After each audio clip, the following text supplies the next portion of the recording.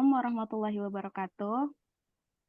Baiklah, pada kesempatan kali ini kita dari kelompok 2 akan mempresentasikan hasil dari diskusi kita mengenai makalah tentang kewirausahaan dan transformasi masa depan Indonesia, peluang, tantangan, dan strategi. Sebelumnya kami ucapkan terima kasih kepada Profesor Dr. Laili Komaria atas waktu dan juga kesempatan yang telah diberikan sehingga kami dapat mempresentasikan makalah kami beserta dengan teman-teman kelompok kami dari kelompok 2.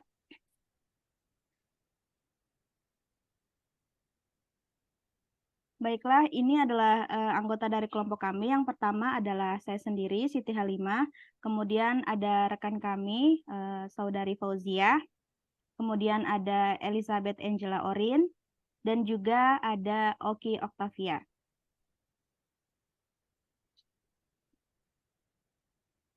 Selanjutnya kita akan membahas tentang pengertian dari kewirausahaan yang akan dibacakan oleh Saudari Fauzia. Kepada Mbak Fauzia, saya persilahkan.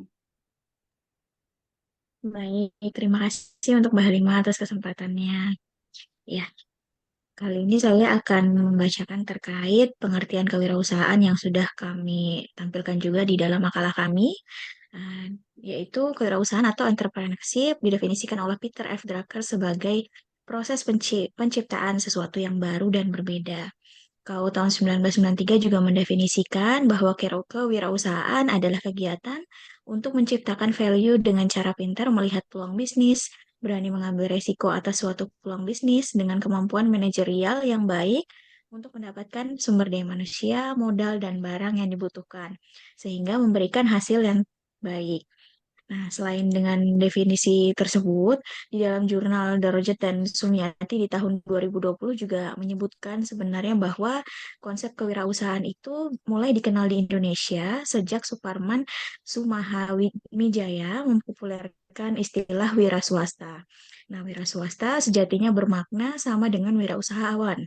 Wira swasta dapat didefinisikan sebagai individu yang memiliki keterampilan, ketekunan, serta kepemilikan usaha dengan keberanian menanggung risiko serta kreativitas dan optimisme dalam merencanakan kegiatan usahanya.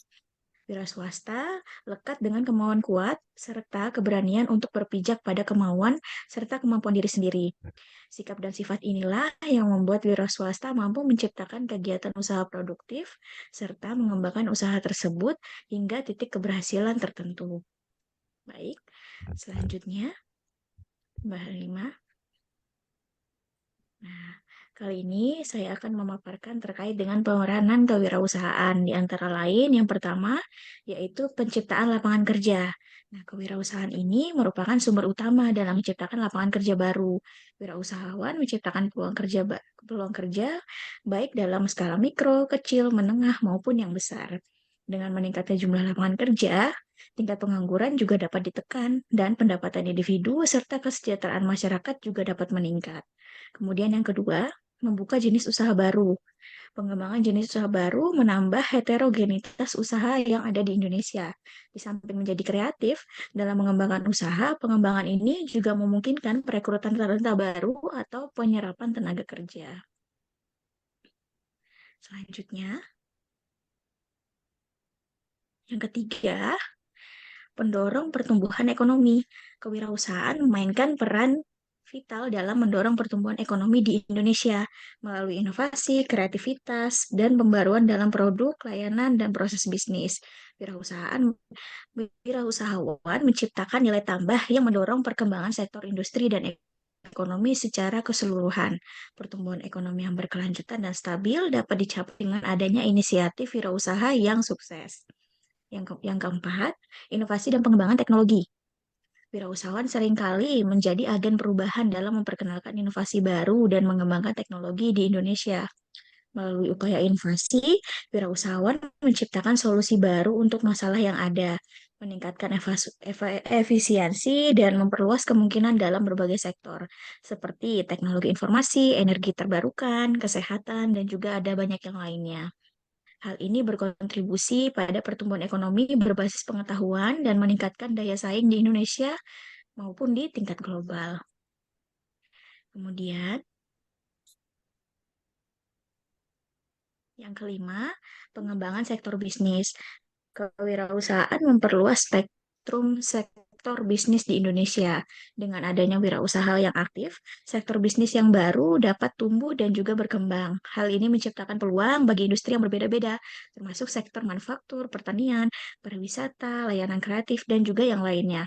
Diversifikasi sektor bisnis ini memberikan ketahanan ekonomi, mengurangi ketergantungan pada sektor tertentu, dan membuka peluang ekspor yang lebih luas.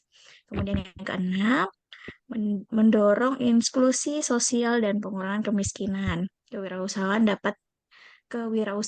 dapat berperan dalam mengurangi kesenjangan ekonomi dan sosial di Indonesia. Wirausahawan dapat memberikan peluang dan akses kepada kelompok masyarakat yang kurang terlayani, seperti perempuan, pemuda, dan kelompok masyarakat berpenghasilan rendah. Dengan memberdayakan kelompok-kelompok ini untuk memulai dan mengembangkan bisnis, mereka sendiri, kesejahteraan dan keadilan sosial dapat juga terwujud. Seperti itu. Baiklah, selanjutnya akan saya bahas Ya. mengenai peluang kewirausahaan. Baik, yang pertama, peluang kewirausahaan di Indonesia itu ada e-commerce. Jadi, di era digital saat ini, pertumbuhan e-commerce di Indonesia terus meningkat, didorong oleh peningkatan penetrasi internet dan adopsi smartphone yang luas. Terdapat peluang besar untuk memulai bisnis online, baik sebagai platform e-commerce sendiri, toko online khusus, atau sebagai penjual di platform e-commerce yang sudah ada. Seperti yang kita ketahui saat ini banyak sekali ya e-commerce di Indonesia, terutama seperti Shopee, Bukalapak, Tokopedia, dan itu bertumbuh sangat pesat sekali, menjangkau semua kalangan di berbagai tempat, siapapun itu, dimanapun itu. Bahkan kalau kita melihat peluangnya, itu sangat besar, bukan cuma untuk kapitalis, tapi juga buat kita, siapapun kita, apapun status kita, asal ada smartphone, sekarang semuanya bisa gitu. Asalkan kita mau dan punya keinginan atau punya kemauan untuk belajar. Misalnya dari Shopee sendiri, ada program namanya affiliates. Jadi kita di affiliates itu kita bisa punya keuntungan atau menghasilkan cuan dari sekedar misalnya berbagi share atau share link dari produk-produk yang ada di Shopee. Baik dari produk kecantikan, pakaian dan lain sebagainya seperti itu.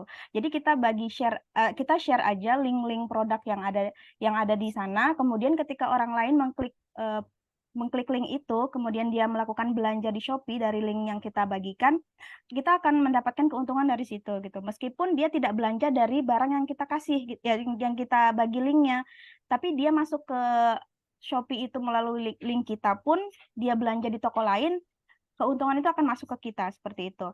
Apalagi sekarang yang lagi ngetren tuh kan seperti TikTok ya. Di TikTok tuh ada yang namanya TikTok Shop.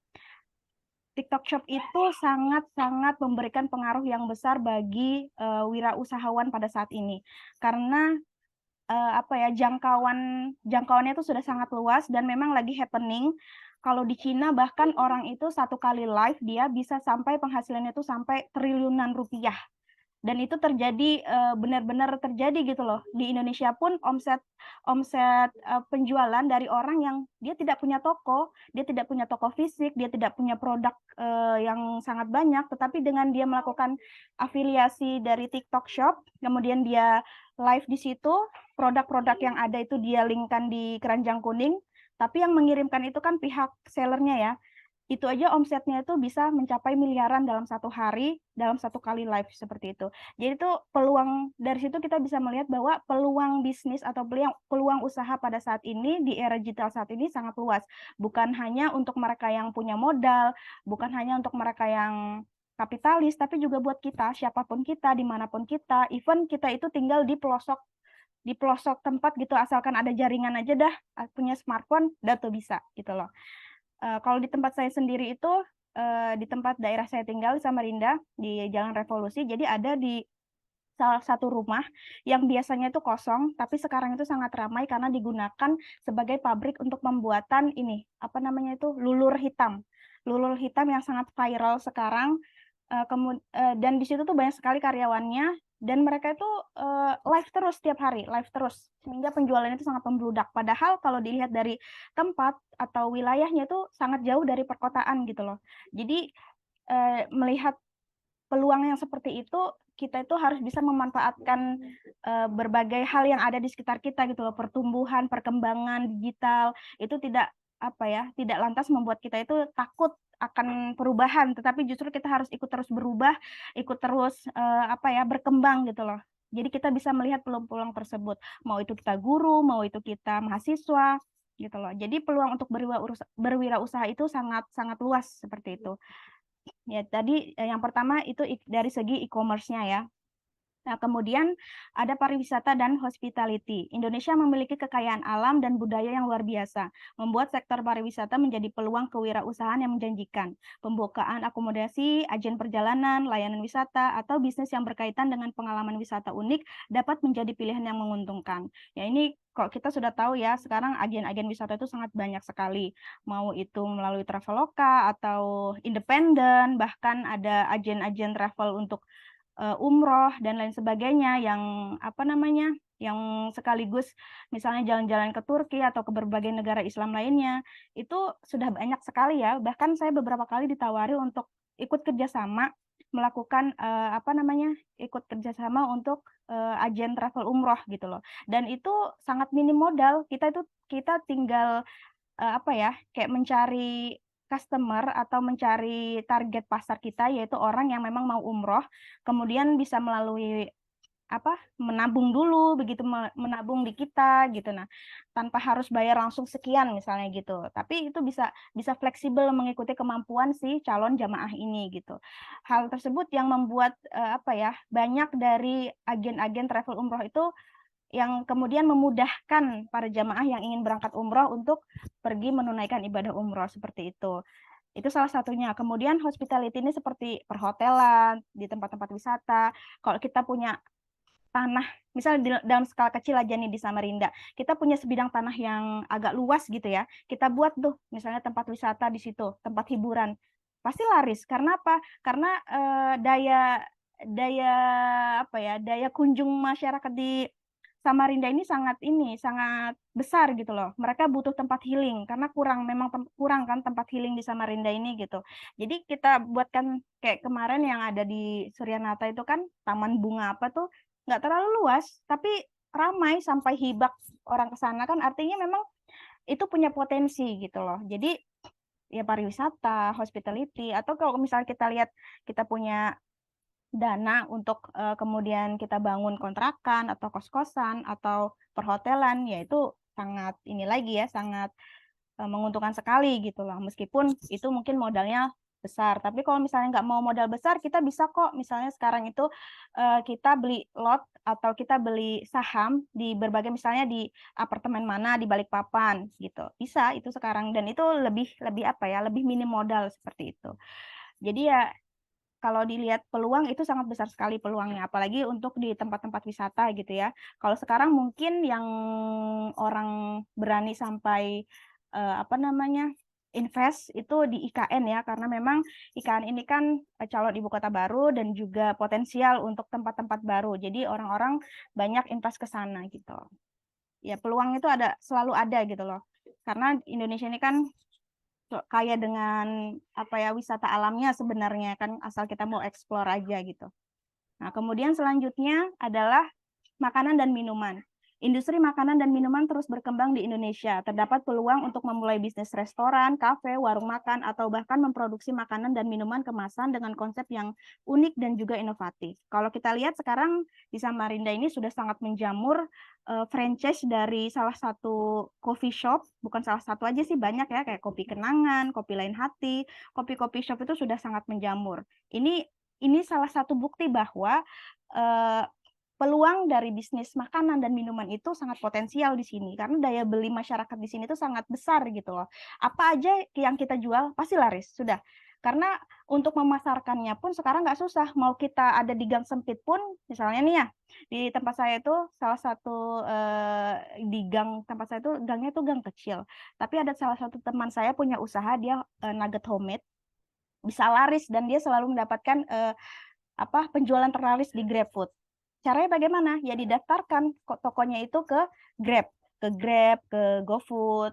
Jadi tokonya ada di GrabFood dan juga GoFood. Kemudian marketingnya lewat mana lagi? Lewat Facebook, lewat WA. Jadi seperti itu. Jadi meskipun kita ada di tempat yang tidak strategis, tidak di tengah kota, itu tidak menutup kemungkinan buat kita untuk bisa mengembangkan usaha kita gitu loh. Makanan dan minuman apapun itu gitu. Misalnya nih kita buat dulu sedikit seperti misalnya ayam gunting atau minuman apa gitu yang kita kemas dengan semenarik mungkin. Kemudian kita promosikan melalui media sosial kita. Itu bisa menjangkau pasar yang sangat luas yang kadang-kadang kita nggak expect orang bakal tahu gitu loh. Seperti itu. Jadi itu peluangnya sangat besar sekali kalau di Indonesia terutama ya, karena ya daya konsumsi masyarakatnya memang besar gitu loh. Apalagi kalau kita punya ciri khas, punya sesuatu yang orang itu akan selalu ingat gitu loh. Orang itu bakal balik lagi dan balik lagi kalau kita punya ciri khas dan apa yang kita jual itu cocok gitu loh di lidah mereka, seperti itu. Nggak perlu kita promosi, itu akan sampai melalui dari mulut ke mulut, seperti itu. Kemudian selanjutnya yang keempat adalah teknologi keuangan atau fintech. Finance teknologi, pertumbuhan fintech di Indonesia telah menciptakan peluang untuk bisnis yang berkaitan dengan pembayaran digital, peer-to-peer lending, asuransi online, investasi online, dan solusi keuangan lainnya. Terobosan teknologi dan perubahan perilaku konsumen mendukung pertumbuhan sektor ini. Jadi, apa sih contohnya? Oh, misalnya kita tanya, loh di mana-mana sekarang kita bayar pakai apa? QRIS, pakai GoPay, pakai Dana, pakai OVO. Nah, itu salah satu bukti teknologi keuangan di Indonesia ini sangat menjanjikan. Karena apa? Karena ya itu tadi kembali lagi ke daya beli masyarakat yang tinggi, seperti itu loh. Daya konsumsi masyarakat yang tinggi, sehingga kalau di kota-kota besar, orang sudah nggak lagi tuh mau pegang cash banyak-banyak. Lebih baik dia bayar pakai QRIS, atau Dana, atau ShopeePay, GoPay, dan lain sebagainya, seperti itu. Jadi itu salah satu peluang ya, peluang kalau mungkin dari skala besarnya seperti itu. Orang bikin GoPay, orang bikin OVO, Dana, dan lain sebagainya. Tapi dari skala kecilnya apa? Mungkin kita bisa, kalau melihat peluang itu, kita kalau misalnya tinggal di lingkungan yang lingkungan kita aja nih, misalnya kita tinggal di kos-kosan, buka aja jasa jual pulsa, misalnya bayar tagihan apa gitu, bayar cicilan, bayar ini, bayar itu, tuh bisa kok. Atau misalnya kita di desa atau di komplek tertentu, buka jadi agen BRI Link. Nah, itu peluang juga gitu loh. Orang di situ bisa transfer, bisa melakukan pembayaran apapun, nggak harus ke bank, dan nggak harus misalnya mau bayar air, nggak harus ke PDAM, antri yang berjam-jam, kan seperti itu. Itu merupakan peluang juga, seperti itu. Nah, kemudian selanjutnya, peluang kewirausahaan yang lain adalah pendidikan dan pelatihan. Permintaan akan pendidikan dan pelatihan berkualitas terus meningkat di Indonesia. Memulai bisnis yang berkaitan dengan pendidikan seperti sekolah, kursus online, pelatihan keterampilan, atau lembaga pendidikan lainnya dapat menjadi peluang kewirausahaan yang menjanjikan. Ini udah nggak diragukan lagi ya, karena kita sekarang tuh ada Zoom Binar.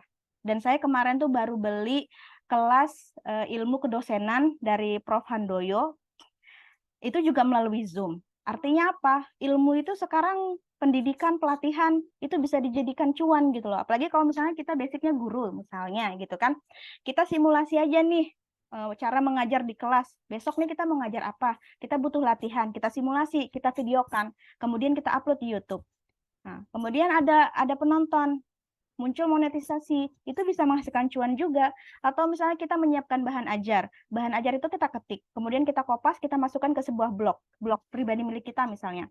Kemudian ada pengunjung nih ke situ, ke blog kita, karena materi kita sangat relate dan orang mencari itu gitu kan.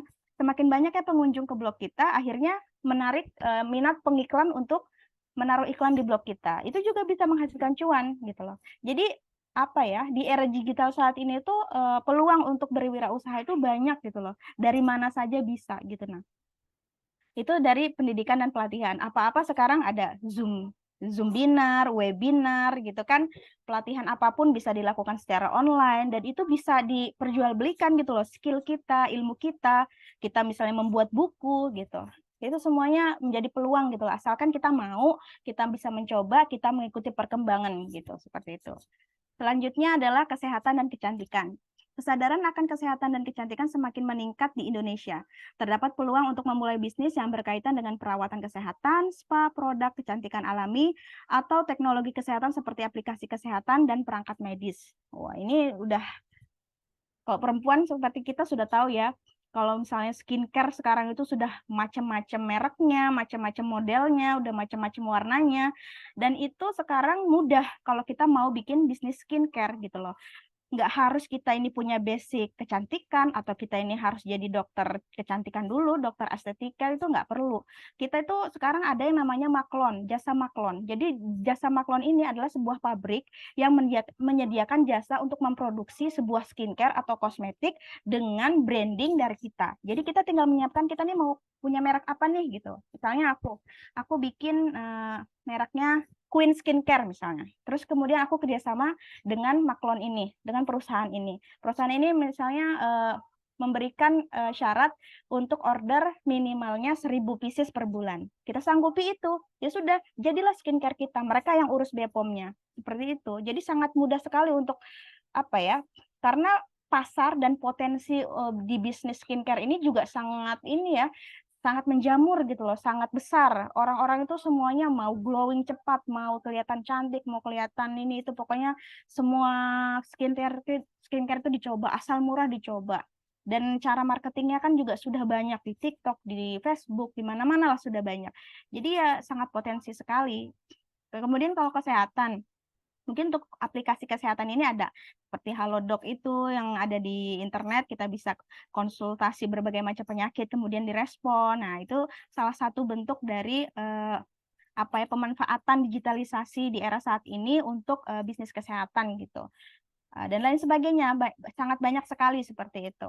Mungkin itu beberapa peluang dari kewirausahaan yang ada di Indonesia. Namun selain peluang tentu saja ada tantangan yang akan dihadapi begitu ya. Jadi adapun tantangan tersebut akan dibahas oleh saudara kita Elizabeth Anjera Orin. Kepada beliau kami persilahkan.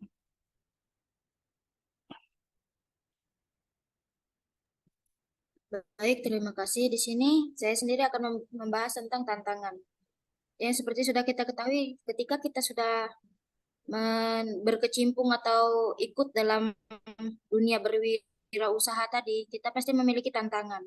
Dan tantangan setiap orang pun sendiri tidak memiliki tantangan yang sama, di mana setiap kita memberikan komitmen kita dalam berwirausahaan, kita memiliki suatu tantangan yaitu menjadi yang dapat mempengaruhi atau memperhambat pertumbuhan unit bisnis kita sendiri. Itu yang pertama tuh ada tantangan seseorang wirausaha dapat dilihat dari kesediaan dia sendiri, yaitu dari menerima risiko dalam berwirausaha. Risiko usaha dianggap menjadi indikator yang dapat mempengaruhi dia dalam menjalankan aktivitas usahanya, sehingga orang tersebut atau kita sendiri dianggap mampu bertahan dan menghadapi sebuah tantangan dalam berwirausaha. Tantangan bisa datang dari dalam individu, yaitu diri kita sendiri, seperti lemahnya kesadaran kita dan lemahnya pengetahuan berwirausaha kita, kurangnya pengalaman, dan juga bisa datang dari luar. Untuk yang dari diri kita itu seperti kurangnya pengetahuan kita untuk memanfaatkan media-media yang ada.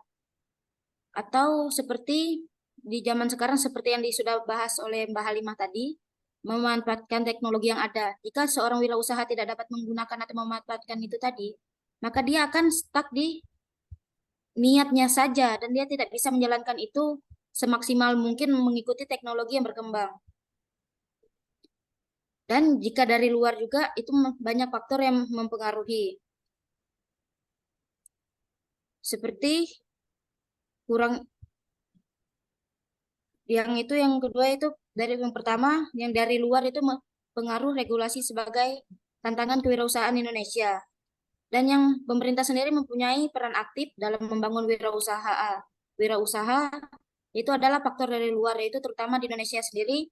Jika diperhatikan, sebagian besar usaha kita yang kita bangun di Indonesia merupakan usaha mikro, di mana usaha yang dibangun merupakan usaha produktif, milik perorangan dengan aset 50 juta sampai 300 juta rupiah per tahun.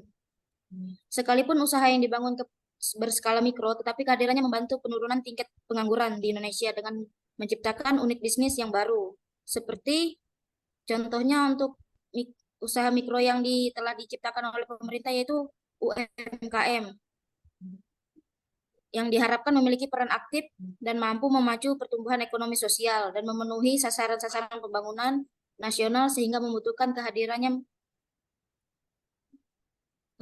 membutuhkan perlindungan berupa kebijakan pemerintah seperti undang-undang ataupun peraturan pemerintah lainnya. UMKM sendiri diciptakan oleh pemerintah untuk memangkas angka pengangguran di mana masyarakat kecil diberikan peluang dengan cara diberikan modal untuk melakukan atau membuka unit usaha itu tadi, sehingga mereka dapat ide-ide usaha mereka tuh dapat terrealisasikan dan dapat mereka lancarkan dengan modal usaha yang dipinjamkan oleh pemerintah itu tadi. Dalam hal ini pemerintah juga memberikan pengaruh cukup besar dalam kesuksesan setiap anggota masyarakat untuk melakukan wirausaha. Peran pemerintah dapat dilakukan dalam bidang kebijakan, penyediaan ketersediaan lapangan kerja, terkhusus peran pemerintah sebagai mendukung, memberikan edukasi baik sosialisasi maupun pendidikan berkelanjutan dalam dunia pendidikan, misalnya perguruan tinggi. Di perguruan tinggi ini sendiri di mana biasanya akan ada dilakukan kegiatan KKN atau di jurusan-jurusan tertentu di mana mahasiswa diajarkan untuk menggiring para masyarakat, terkhususnya untuk masyarakat kecil melakukan usaha wirausaha itu tadi. Dan di mana mahasiswa nanti akan diajarkan untuk mengarahkan atau melakukan sosialisasi kepada masyarakat yang kurang paham akannya wirausaha tadi untuk seperti apa cara berwirausaha yang baik dan benar. Biasanya mahasiswa sendiri akan digiring dan dibimbing oleh dosen dan mahasiswa akan menjalankan itu tadi kepada masyarakat-masyarakat dengan melakukan misalnya seperti seminar atau pelatihan ke kampung-kampung untuk menjelaskan seperti apa berwirausaha tadi dan seperti apa cara menggunakan fasilitas-fasilitas yang ada disediakan oleh pemerintah. Makanya mahasiswa dengan masyarakat itu tuh harus bisa mereka saling bersharing. Biasanya itu dituntut mahasiswa untuk bisa menggiring atau mengarahkan masyarakat yang kurang paham itu tadi. Makanya pemerintah dengan instansi seperti perguruan tinggi itu bekerja sama untuk memangkas seperti pengangguran yang ada di Indonesia ini tadi. Dan lanjut, biasanya itu salah satu tantangan wirausaha yang kita tahu atau yang dasar itu adalah adalah antara menggunakan modal sendiri atau menggunakan dana pinjaman. Biasanya banyak masyarakat kecil itu mereka lebih memilih untuk menggunakan pinjaman di luar daripada menggunakan fasilitas yang ada dari masyarakat itu dari pemerintah itu banyak juga yang terjadi di lapangan. Modal usaha dari uang sendiri biasanya memiliki kendala jumlah yang terbatas. Karena selain untuk keperluan usaha, simpanan sendiri juga digunakan untuk keperluan konsumsi sendiri atau keluarga. Namun dengan jumlah yang terbatas akan menuntun wirausaha untuk lebih berhati-hati dalam memilih usahanya itu seperti apa, sehingga umumnya memilih usaha yang beresiko kecil, sehingga untuk meminimalisir kerugian-kerugian dalam melakukan usaha itu tadi. Dan dalam permasalahan UMKM sendiri, yang paling sering diketemui adalah modal yang terbatas. Para pelaku UMKM mungkin saja memiliki banyak ide bisnis, namun untuk mengembangkan usaha mereka itu sendiri, mereka terhenti karena adanya modal tambahan. Jika ditelusuri ke belakang, banyak pelaku UMKM itu sendiri yang kesulitan mendapatkan modal tambahan dari lembaga keuangan dikarenakan banyaknya persyaratan yang belum terpenuhi. Dan itu tadi untuk terbatasnya modal dan pendanaan. Dan jika kita membahas tentang pendidikan kewirausahaan yang belum memadai, persoalan penyediaan ini sendiri bermasalah di mana penyediaan lapangan pekerjaan menjadi salah satu masalah mendasar dalam membangun nasional berkelanjutan. Hal tersebut erat kaitannya dengan kenaikan intensitas persoalan pengangguran. Pengembangan kesadaran dan motif kewirausahaan pada kalangan mahasiswa merupakan suatu kebutuhan mendasar untuk mencapai peningkatan kualitas sumber daya manusia agar nantinya selain terlahir sebagai insan terdidik juga berkarakter mandiri, ulat bekerja keras, pantang menyerah, bertanggung jawab, berani menanggung resiko, bermotif ekonomi, menghargai waktu dan pemanfaatan setiap kesempatan produktif, kreatif, dan inovatif. Maka dari itu, kenapa mahasiswa sering diajarkan atau memiliki beban studi yaitu kewirausahaan, di mana mahasiswa sendiri tidak dituntut harus bekerja di pemerintahan, tapi lebih kepada bagaimana mereka bisa mengembangkan usaha-usaha atau ide-ide yang ada sehingga itu dapat menghasilkan uang dan memotong angka pengangguran tadi. Makanya setiap mahasiswa diajarkan bagaimana cara mereka mendapatkan uang tanpa harus mereka bekerja di instansi pemerintah dan mereka bisa menciptakan lapangan pekerjaan. Dan banyak pendidik yang kurang memperhatikan pertumbuhan karakter dan perilaku usaha ini. Peserta didik, baik di sekolah-sekolah, kejuruan, maupun di pendidikan profesional, orientasi mereka pada umumnya hanya pada menyiapkan tenaga kerja. Untuk itu perlu dicari penyelesaiannya, bagaimana pendidikan dapat berperan mengubah manusia menjadi manusia yang memiliki karakter dan perilaku wirausaha tanpa harus bergantung mendapatkan pekerjaan dari pemerintah. Ya, sekian pemaparan materi tentang tantangan dari saya. Saya kembalikan kepada moderator. Baik, terima kasih, Orin. Selanjutnya adalah strategi untuk menghadapi kewirausahaan di Indonesia yang akan disampaikan oleh Oki Oktavia. Kepada Oki, saya persilahkan. Terima kasih banyak kepada moderator Mbak Alima. Selanjutnya akan dijelaskan tentang strategi kewirausahaan dalam meningkatkan perekonomian untuk Indonesia yang lebih baik. Strategi. Strategi diartikan sebagai metode yang difungsikan oleh sebuah organisasi guna pergerakan dari satu posisi ke posisi lain, dan dapat dikatakan pula bahwa strategi itu seperti peta jalan. Strategi juga bisa diartikan sebagai disimbolkan perencanaan jangka panjang yang disusun untuk menghantarkan pada suatu pencapaian akan tujuan dan sasaran tertentu. Strategi juga bisa dikatakan sebagai perencanaan yang cermat mengenai kegiatan untuk mencapai sasaran khusus untuk mendapatkan kondisi yang menguntungkan, dan untuk melihat apa saja yang dapat kita peroleh mendapat keuntungan dan keunggulan. Strategi juga bisa dikatakan rencana yang disatukan, menyeluruh, dan terpadu yang mengaitkan keunggulan perusahaan dengan tantangan lingkungan yang dirancang untuk memastikan bahwa tujuan utama perusahaan dapat dicapai melalui pelaksanaan yang tepat oleh perusahaan. Keberhasilan sebuah wirausaha tidak terlepas dari strategi yang dilakukan. Agar berhasil dalam kewirausahaan, penting untuk merancang dan melaksanakan strategi yang efektif.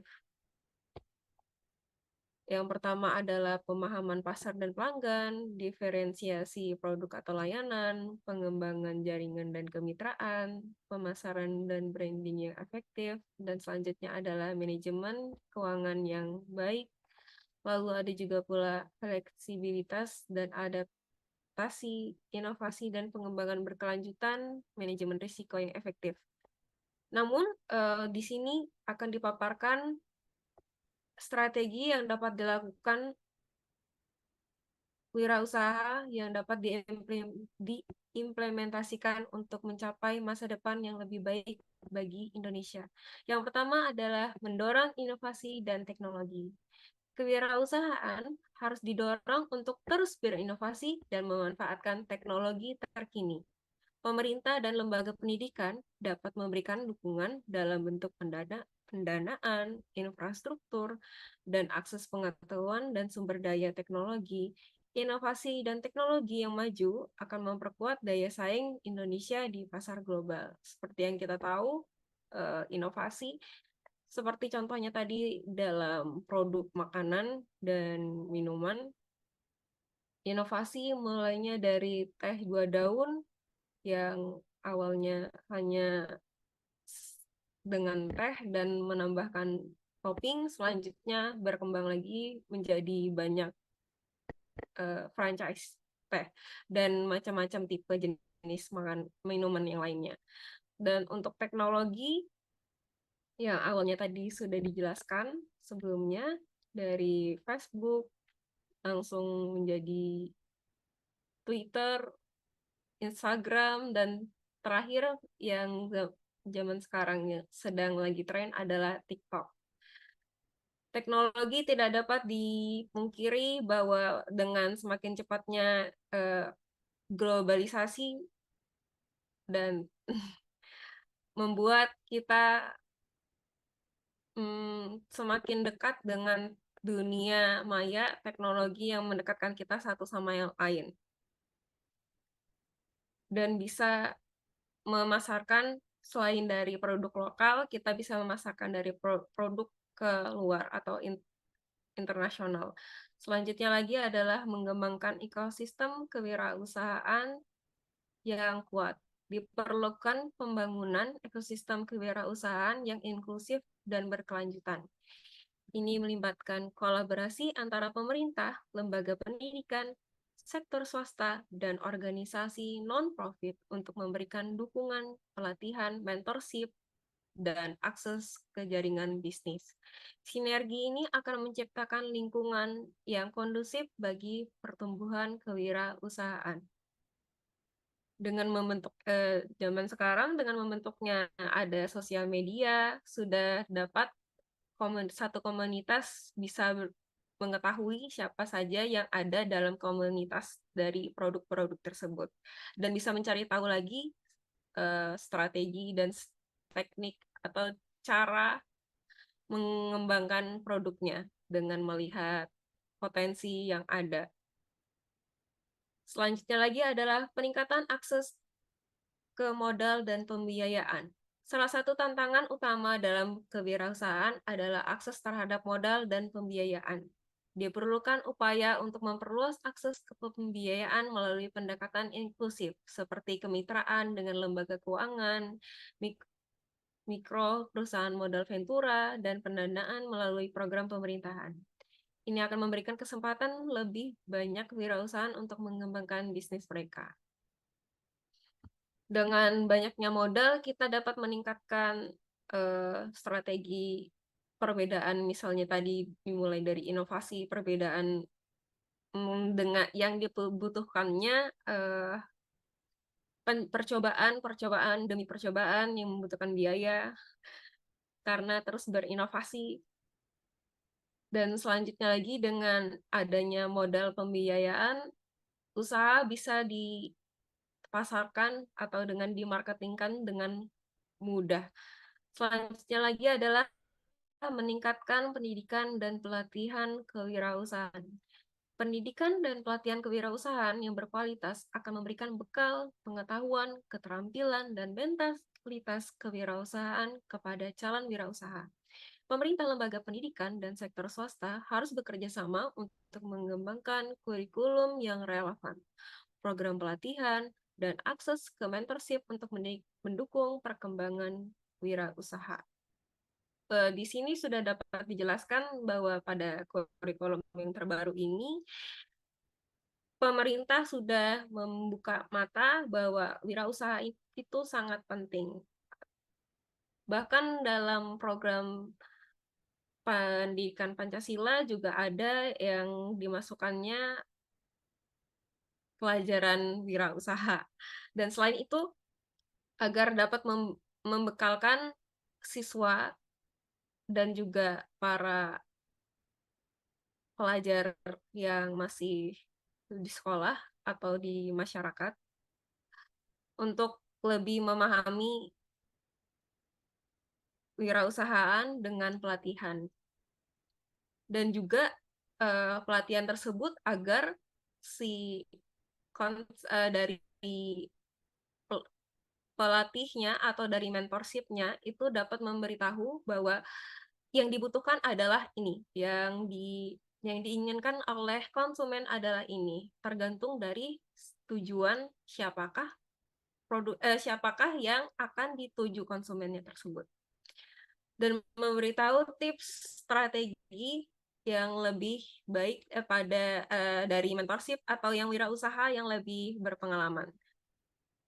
Silakan dilanjutkan lagi yang berikutnya. Dan untuk yang kelima adalah fokus pada sektor-sektor potensial. Identifikasi sektor-sektor potensial memiliki peluang pertumbuhan yang signifikan seperti teknologi, informasi, energi terbarukan, pariwisata, agribisnis, dan manufaktur.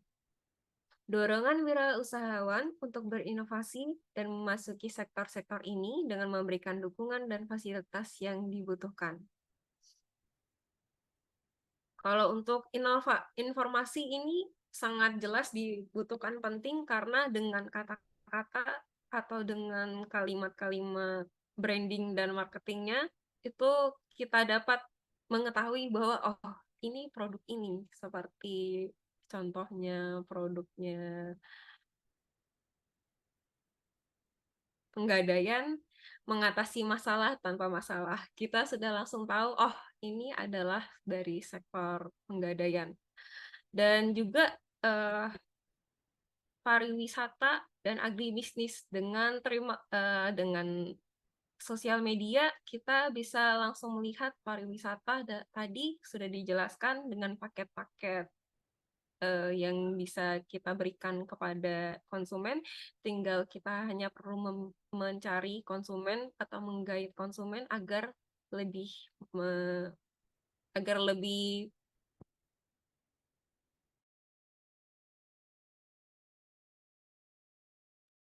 agar konsumen lebih tertarik pada produk yang dipasarkan.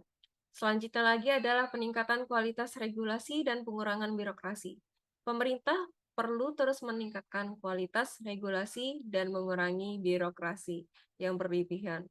Regulasi yang jelas, transparan, dan mudah dipahami akan menciptakan lingkungan bisnis yang lebih ramah dan mendorong bertumbuhnya kewirausahaan. Dan pemerintah juga sudah lumayan banyak membantu dalam masyarakat seperti Dinas Ketenagakerjaan yang secara berkelangsungan memberikan informasi, dan juga kalau untuk dari dari teknologinya sendiri adalah prakerja.go.id adalah pelatihan kartu prakerja, di mana dari mulai umur warga negara Indonesia dari paling rendah 18 tahun sampai dengan paling tinggi 64 tahun dapat dapat belajar lebih banyak di sana dari profesional. Selain itu lagi yang terakhir adalah yang ketujuh adalah mendorong kolaborasi dan kemitraan internasional. Indonesia dapat memanfaatkan peluang kolaborasi dan kemitraan internasional dengan negara-negara lain dalam hal investasi, teknologi, dan akses pasar. Ini akan membuka peluang baru bagi wirausahaan Indonesia untuk mengembangkan bisnis-bisnis di pasar global. Sekian, terima kasih untuk strategi. Itu saja yang dapat disampaikan. Baik, terima kasih atas penyampaiannya. Nah, selanjutnya adalah kesimpulan. Kesimpulan dari pemaparan presentasi kami pada hari ini adalah yang pertama, peluang yang ada di Indonesia sangat menjanjikan bagi perkembangan kewirausahaan. Dengan populasi yang besar, sumber daya alam yang melimpah, dan perkembangan teknologi yang pesat, terdapat banyak peluang untuk menciptakan bisnis yang inovatif dan berkelanjutan. Namun, tantangan yang dihadapi oleh wirausaha di Indonesia juga signifikan. Untuk menghadapi tantangan tersebut, strategi yang tepat perlu diterapkan. Salah satu strategi yang penting adalah menciptakan lingkungan yang kondusif bagi kewirausahaan melalui perbaikan regulasi yang mempermudah berbisnis, akses yang lebih mudah terhadap modal dan pembiayaan, serta pembangunan infrastruktur yang memadai. Baiklah, demikian pemaparan dari presentasi kami pada malam hari ini. Kurang dan lebihnya kami mohon maaf. Kami akhiri. Wabillahi taufiq wal hidayah. Wassalamualaikum warahmatullahi wabarakatuh.